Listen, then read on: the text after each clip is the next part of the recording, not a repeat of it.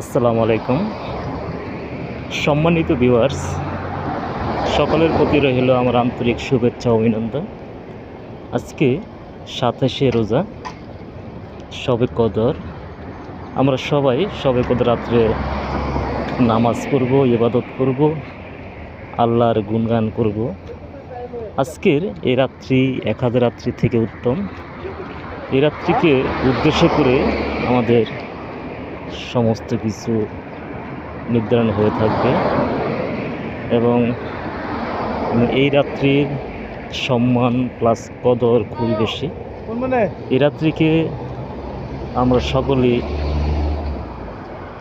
আন্তরিকভাবে সালা আদায় করব এবং আল্লাহর কাছে আমাদের জন্য পানা চাইব এবং জীবনের সমস্ত গুণাগুলো যাতে আল্লাহ মাফ করে দেয় এবং পরক্ষণে তার পরবর্তী সময় আমরা যাতে ভালো সময় কাটাতে পারি এবং সুন্দরভাবে জীবনযাপন করতে পারি, এই বলে আমি আমার বক্তব্য এখানে শেষ করলাম। আসসালামু আলাইকুম।